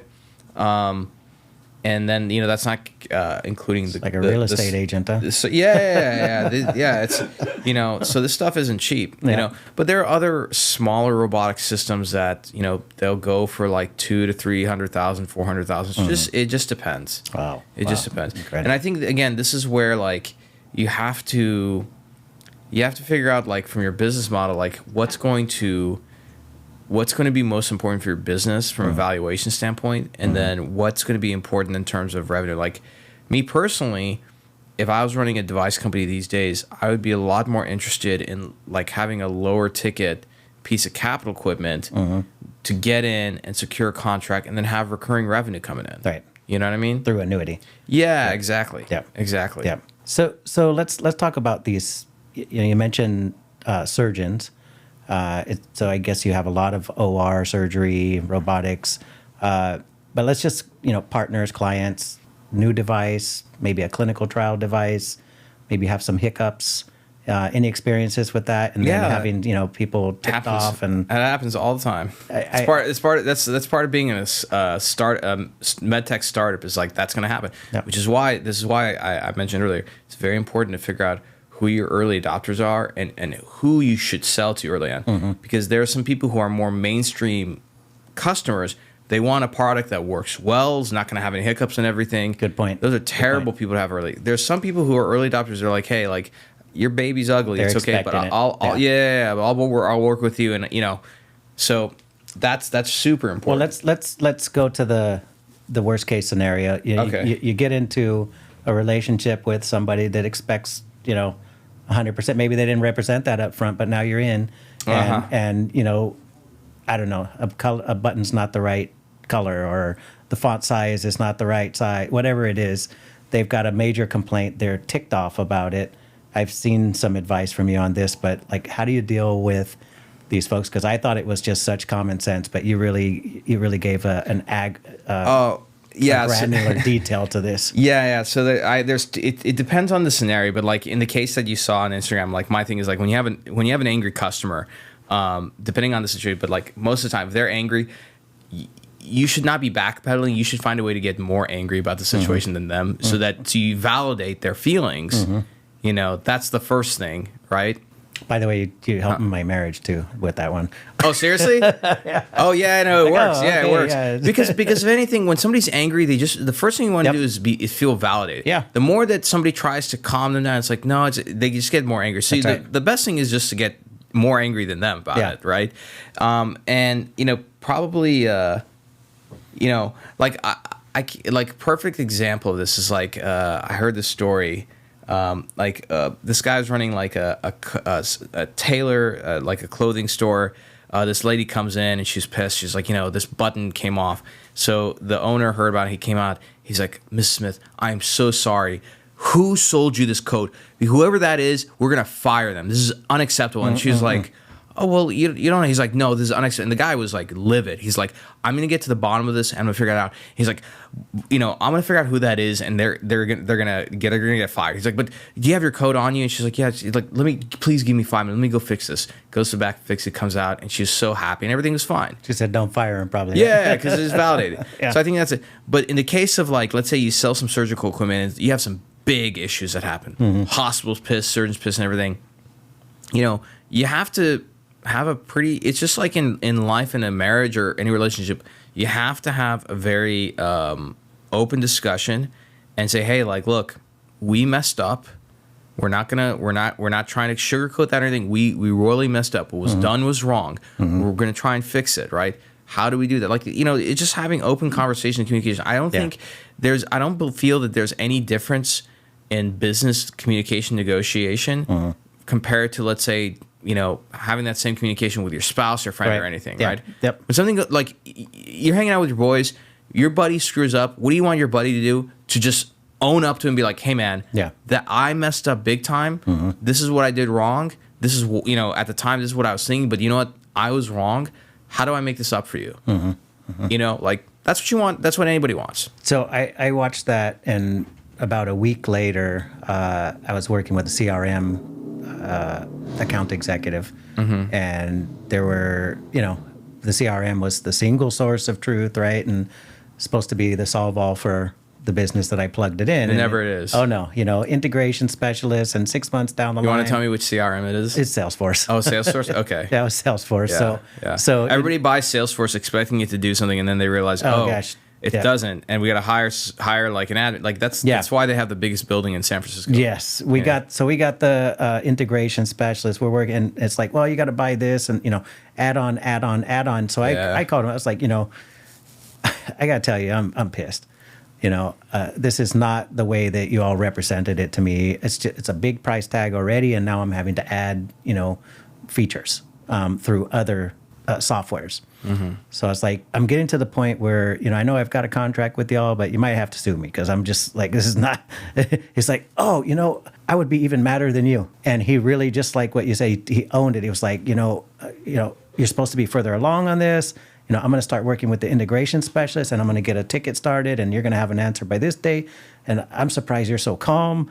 And I was like, you know, I felt fluffed because I had just watched. You just watched my thing. Yeah, so I was like, even though you knew, on me, but you knew what was going on, but it still made you feel better. It did, right? It did. That's the purpose. And he followed up with it, just like your person did. You know, he followed up with it. We got a resolve from the engineering side of Salesforce. They worked with our integration. They took care of it. Yeah, and like this goes back to a very simple. It's such a simple lesson of business, but people forget. At the end of the day, you're being paid to achieve a certain result or outcome for a customer. Right. If you're not helping them achieve that outcome or result, nothing else matters. And this is specific for like agency owners, you know, who are like our service providers, right? At the end of the day, like when I engage a company and I tell them, you know, we're gonna get we're gonna help you get XYZ result, right? Doesn't matter reports or this thing was done, that they don't give a damn how hard you work. All they care about is the result. That's right. There's some customers I get remarkable results for. Yeah. And I work, you know, we work on it maybe 1 or 2 hours a week. That's it. Yeah. Right? At the end of the day, the results are all that matters. You don't need a fancy slide deck and everything. Yeah. It's like, here are the results. Yeah. Here's the progress. That's it. Yep. It's that simple. And I think personally, that has served me well with a lot of people. You know, I'm very grateful, and at least I feel like I can say this confidently, that I have a good reputation in my industry. I have a good reputation with people. This is why, like at LSI, like you saw me there. Yep. And part of the reason why is that I work really, really hard to stick by my word and deliver the results as quickly and as efficiently as I can. If it's not done, I'm the first one to say that, you know, these are the problems that are happening, right? Yeah. I prefer to be the hardest grader on myself, not, you know, a client, or when I was an employee, a boss or something. Like, I wanted to hold myself to the highest standard. Yeah. You know? And that's what the game of life is results. Same thing with a marriage. It's like, you know, like my wife, like I love my wife, you know, she but like it doesn't matter if I work really hard at this thing or whatever thing. If I'm not being a good dad or a good husband, like I'm like, that's the result. Like there's no way around it. And you know, she gives me a lot of like slack on that, but like I'll call myself out before she does, and I'm like, you know, I don't think I've been a good dad this week because I haven't done X. And she's like, no, but you're working. I'm like, that's not an excuse. I'm like, you know, it is what it is, right? It sounds like a tactic. No. This like Keeping no, yourself no, from getting in trouble, man. no, yeah, but you know what? Like But no, yeah, I hear you. but part of this is like you just start to embody it, and sometimes yeah, it's tactical, but then with the people you're closest with, like you can't. There's no hiding. You Yeah, cannot hide. that's right. Yeah. Right. There's no hiding. Yeah, you're just being transparent. Yeah, honest. exactly. Yep. And the important thing is action. Right? Do you correct the action? Because if you're all talk, that's where people get in trouble. Yes. Right. It's Yes. like, and you've been in the game long enough to know the kind of person I'm talking about. Yep. Oh, yeah. Right. Yep. It's like they all they do is talk. Yep. Got to execute on what you say. Yeah. Exactly. Yep. Like I'll give you a perfect example. There was a period where, my wife was taking care of the kid a lot and everything, and she was sleeping with him. I was sleeping in a separate because I have bad sleep to begin with. And she wanted like some help, but like didn't ask for it, and I can see that she needed it, right? And it finally happened where I think I was like out of town or something, and she just talked to me. She's like, it's kind of like a lot like when you leave me like that, right?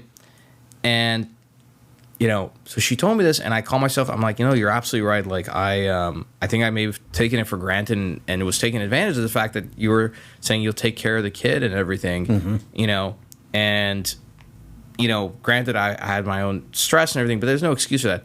So what do? Immediately, I changed my act up. Like started helping her more. There's some nights where I would, like, for example, when the weekend comes, like Friday, I would wake up in the middle of the night, go take care of the kid, all these things. Yeah. And she noticed immediately. She's like, you changed, like, immediately. And I think that's like probably one of the skills that I really made sure to develop over the years is when I notice that something is wrong and I have to change, that I take I treat it like life or death. I take radical action to change immediately. Yep. And aside from the fact that that's helped me a lot in my life, because God knows I screwed up a lot of things in my past, and I've made my own mistakes, and I had to grow from that. But it also served to develop a lot of respect from people. Yeah. I'm not perfect. I've done a lot of things. The one thing that I think that many people that I've worked with or friends of mine can tell you is like, hey, when Omar knows that something needs to get done or needs to be improved on, like he will change and take action immediately on it. Yep. And I try my best. I've said it a few times here as well with some other guests, but I think talking about businesses and startups, and it's like I heard it somewhere along the way that good ideas take massive action, but what I'm hearing from you is like important things take massive action, and I'm all about that action, man. It reminds me of a funny I don't know if it was a meme or something I saw on Instagram recently, but it was a guy that said, there are and no disrespect, he said there are women that go see their men drive 8 hours to the penitentiary every week. Your girlfriend lives down the street and she won't come see you. So it's true. like, it's like true, the man. things that are important, right? Yeah. Like you'll drive, you'll fly, you'll swim, you'll struggle. Yeah. But there are no excuse. Yeah, exactly. If it's not important, if it's a convenience, you won't even make the time ride up the street. A lot of times, actually not a lot of times, most of the times, I don't care what people say. I want to see what they do. Yeah. Absolutely. Yeah. People talk a lot. I want to see the actions. So you met my wife. Yes. She's a silent warrior, but that's exactly her. She doesn't care much about verbalizing things. Like even, we've had conversations. We've been together 16 years. 16 years. And she's not one that's like, every day, like all day, like I love you and stuff like this, but she shows it through her action. She's not like a big hugger or kisser, right? She's going to make sure, for me, she keeps me in my office and she keeps me fed. But it's all about that action, man. Yeah. It's all about that action. Like, I think for a lot of things in life. Agreed. And when we talk about profession, starting businesses, one of the things that I had to, I think, get past was not everybody believes the way I believe, right? Mm-hmm. And then going into, after starting my own business, into consultancy and into roles in medical device, I would have never taken a role if I didn't believe, first of all, right? So you mentioned like a product, and as long as it's not a piece of crap, right? Well, that's the first, right? Is you got to have the belief in the product that you're the service, the business that you're going to work with. But one thing I'm starting to see now is also that in building a team, that not everybody comes in with that same belief. Sometimes it is just, there's a nice, appealing posting for a job, right? It's People need jobs, yeah. It's a vertical advancement for me. Yeah. So I'm seeing that like we have to also, that's like our first sale, is our team. Whether it's on sales side or the support side, we've got to get that same belief from them. What have you done in your career with the teams that you've built, or maybe even the clients that you have, to get to the point where that belief is concrete enough for them to express, to tell the story? Like we said, the founder, nobody tells it like the founder, because they live and breathe it, right? They believe in it. I try to buy as is, So like in previous companies, like whether it comes to hiring or anything else, like you want to get somebody from the beginning who expresses those same values and characteristics. And once they're in the organization is a forcing function to amplify those values and characteristics. You know what I mean? So it's kind of like, when somebody's being hired for the Army, right? You look for certain characteristics and everything, and maybe like on a 0 to 10 scale, like somebody is like at a 6 or 7 in terms of like characteristics of what it takes to be a great soldier. Well, once they get into the organization, the forcing function of that organization, their peers and everything, will get them from a 6 to a 10. Because that's why they say culture is really important. The culture of the organization will get that person there. But it's very difficult to get somebody from like, these are arbitrary numbers, from like a 2 to a 10. Right. So like that's why like for me, you either got it or you don't. So you shoot for the high number that is going to move to 10 through the culture. Yeah, and resumes, they help, but people can hide in resume. That's why I want to talk to the person. Yeah. So like for example, there's this person that I just hired who's going to be helping me with like some op stuff and everything. One of the things I asked her, I was like, hey, look, like, and I just and this is kind of persuasion. So I told her, I was like, look, I already like you a lot. Like you're in, because I went through an agency. They found a bunch of people and they said this is the one person. Like it's so I was like, yeah, I was like, look, I like you. I was like, it's already done. I was like, so I don't want to hear like the answer that's going to make me yeah.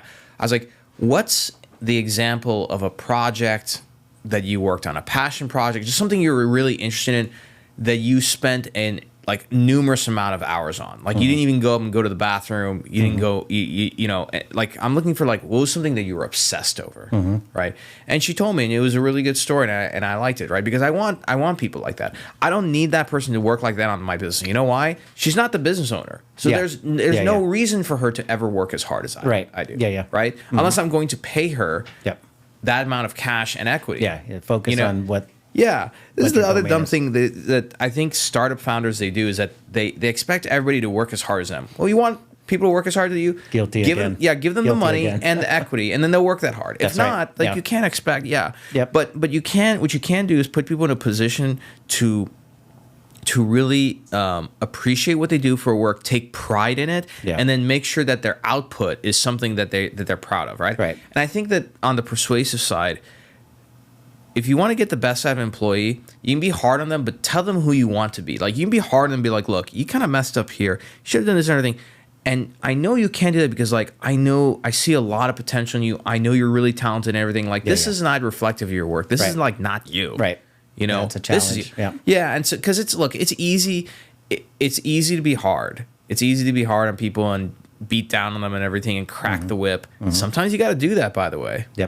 But for the most part, whether it's in business or in life, we have children, we have spouse and everything. Most of the time, you don't like. There's better, more effective, and creative ways of getting the message across and getting that person to change their behavior. Than cracking the whip. Agreed. Agreed.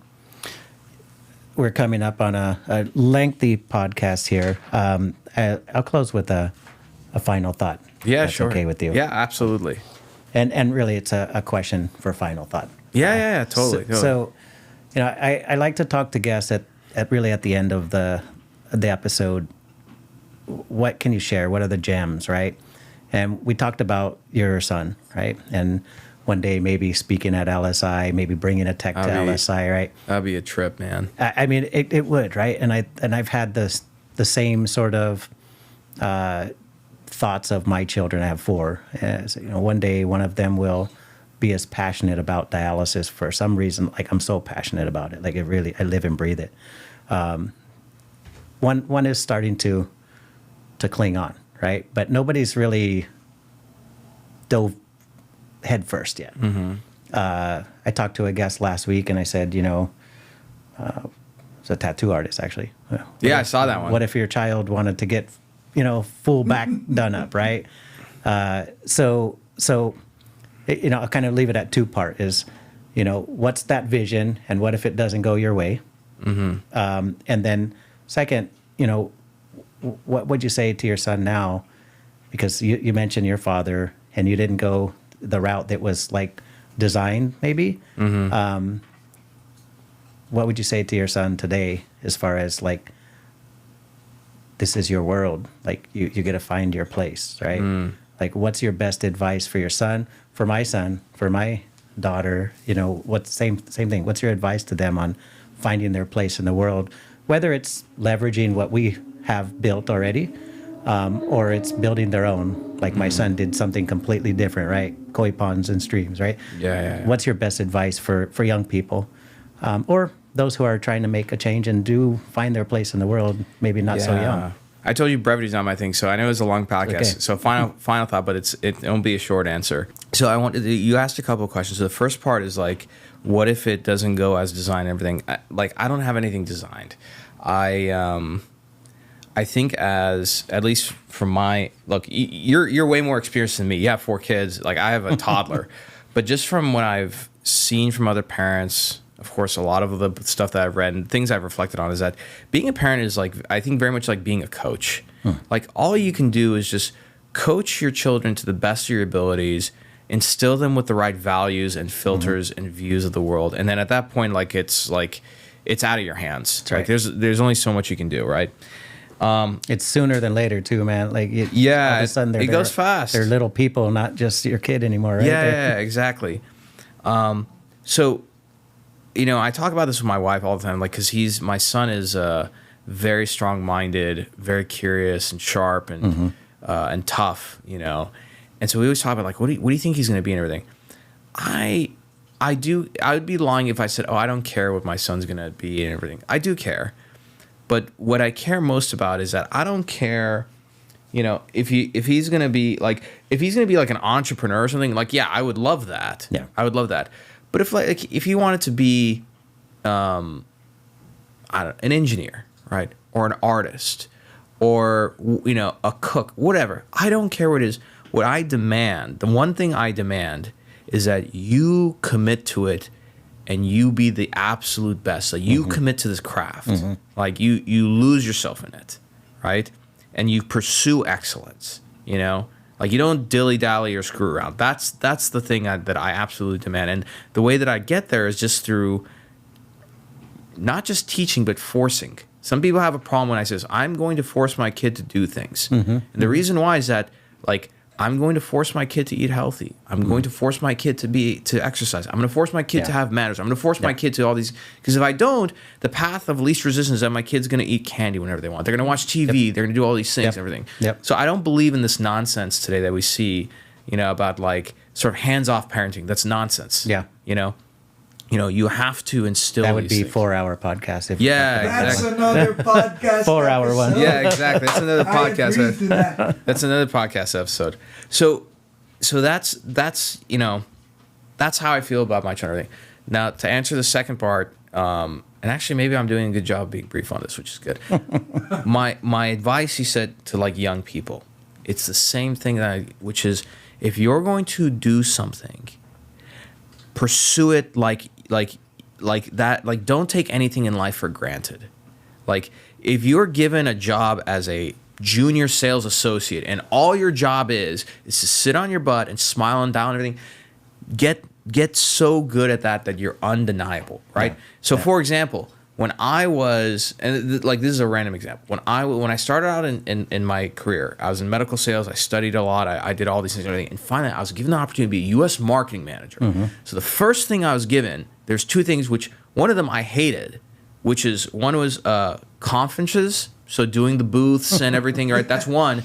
And the other one is our robotic system had to be shipped around the country for labs and everything. So I had to do logistics. And I remember thinking, I'm like, what the hell is this? Like, I want to do marketing. Why am I dealing with trucking company? Yeah. But I remember thinking back then, I was like, you know what? I remember how much I cried when I left medical school and I wanted to get hired by a company. And people said, oh, you're not going to get hired and everything. And now I'm here. I got the thing that I want. Yeah. And so what I did was, for the conference side, I went and studied, how do they design parks? How do they design billboards? All the, like, I learned, like, I can tell you so many details that no one ever thinks about when it comes to a booth, the way you stand there, the way you touch a product, everything that will blow your mind, because I committed myself to that. And the logistics side and the trucking side, I started studying, like, how do large companies think about logistics, how they ship things, everything. And I think, like, I started keeping my own Excel spreadsheets to see, like, the decision that I'm making, how much money I save. And I think by the end of the year, I had saved the company like something like $500,000 based on decisions I was making on just how we ship the robot, like the days we do and everything. I love that. So the point is that especially for young people now, everybody wants to make a lot of money. Everybody wants to be, I want to be the VP and make all these decisions. You know what? Show that you can make simple decisions really, really well. Right. And go for and look for things where you can own responsibility. There's always in life, especially early in career, there's a long line of people who want to get credit. There's not a long line of people who want to take on responsibility. You're right. Yeah. Right? Amen. Amen. Yep. And so that's my big thing that I tell young people. And just like a hint, on All Hail Medical Sales, I can't tell you how many people reach out to me that they want, like, oh, I want to get your mentorship. Oh, do you do private coaching? Can I pay you and everything? And like a lot of times I have a filter of like, I'll give them books to read. I'll recommend them. And I want to see them, like, are they going to do it? Yeah. Right? Yep. That's it. So earlier in your career, I would say, like, commit yourself to small tasks, perfect them, be diligent in your work, be coachable, right?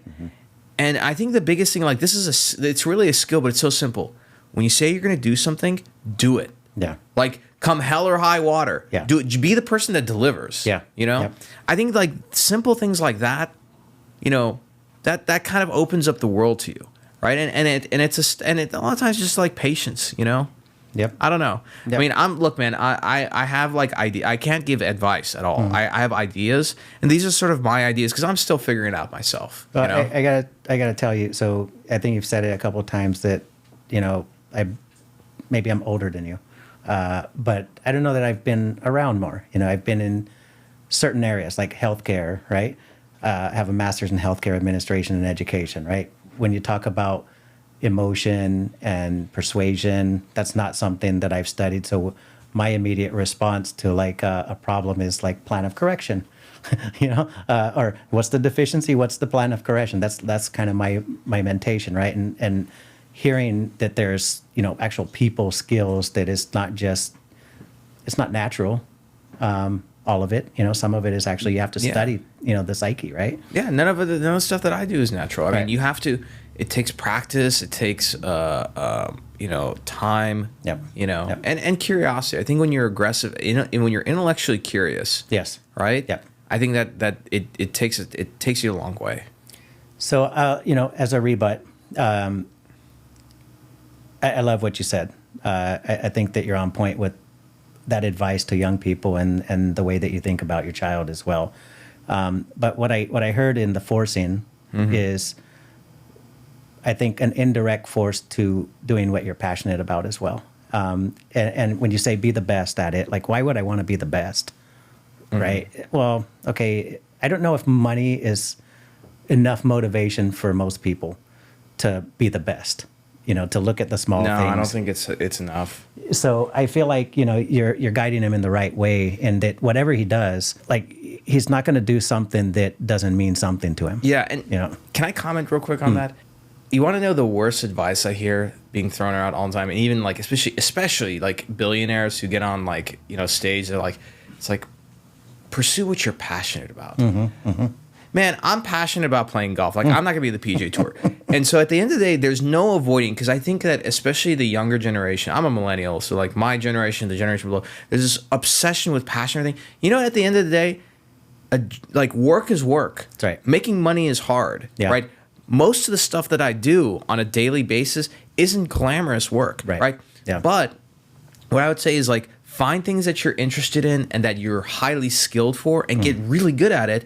And I guarantee you, when you start making more money in that, you'll be passionate about it. Oh, you'll be real passionate about it. Oh, but, I don't want to just do it for the money. It's like, well, are you making a lot of money now? No, I'm like, okay, so when you get to a point where you're making a lot of money, and then you say, well, I just don't care. Like, it's fun. Then you can tell me this nonsense. But there's so many people that they're like, Yeah, everything's going to be worked for, that's for sure. Yeah, exactly. And if you didn't work Life for is it, hard. like, what I see is when you don't work for it, you just don't appreciate it, and you don't stick through it. I'll tell you this.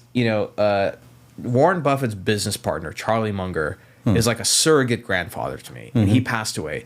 And he had a great saying, which is like, to get the things that you want in life, you need to deserve the things that you want in life, because the world is not a crazy enough place to give you what you want. to give undeserving people what they want. And what he means by that is that you have to work hard. If there's one thing, like, of all the things I'm going to teach my son and his soon-to-be siblings, we're going to hopefully go for another one this year. All right. Yeah. Is I want to teach them and reward them about the idea of just working hard and being persistent. Yeah. Because if you find a way to work as hard as you can and as smart as you can, etc., to make failure like just not an option, like, you can achieve great things. Agreed. So, again, in closing, thinking about what you just said, so part of the purpose behind the podcast is really to get people like yourself that have skill sets that I don't have. And obviously the people that are watching the podcast, as of now, they really frame up as like starting entrepreneurs, business owners, aspiring entrepreneurs, and I'll just say dreamers, right? We just said that nothing's easy. None of that's all those roles they're hard. You have a battle before you, right? I'm so happy we started the podcast, because we're getting a really broad lens, an intersubjective lens to different type of people. People that have worked in the trenches, people that have never worked in the trenches, people that said from day one they're gonna work smart, not hard, and kind of hearing the rationale that you have here is undeserving, right? If you're not working hard. So work smart too. Yeah. By all means. Yeah. Yeah. But ain't no money in easy things, man. No, I agree. I'll tell you, I have not been, an entrepreneur for a long time, but long enough that I realized I'm like, ain't no money in easy things. Yeah. All the easy thing, like, non-existent. The one that have money that are easy are going to put you in an orange jumpsuit. So yeah, that's true. That's true. Yeah, if it's I think achieving success and wealth, it can be easy. It's easy, but it's not simple. Yeah, it's just like getting in great shape. It's easy. Just don't eat a lot and work out every day. Yeah. It's not simple. That's right. Fine. Yeah. Agreed. As Paco goes for another he's going for a second round. Yeah. Omar, I want to thank you so much for all the lessons that you've brought today. Hopefully we can have a lifelong friendship from here on. Totally, absolutely, man. Good luck with trying for the next thank you. companion to your son. What's your son's name? Bearcon. Bearcon. Yeah. Cute little guy. And your wife? Ilkham. Ilkham. Tell them both hello for me, and thank them for sacrificing a couple hours, probably more than a couple hours with your drive, but the time that you've taken tonight. Absolutely. And look, I wanted to, thank you and Paco also for having me on the show. It was an honor. I really enjoyed it. It was great to, have a drink and share some thoughts, and you're a great interviewer. You asked some fantastic questions. I genuinely enjoyed my time here. Thank you. Really I did as well. And we're going to knock out a wall, or we're going to put in a purifier. So next time you come here, you get cigars. We'll Oh, have some stogies. cigars. Yeah, for That's sure. happening. Yeah. So And I appreciate you. awesome.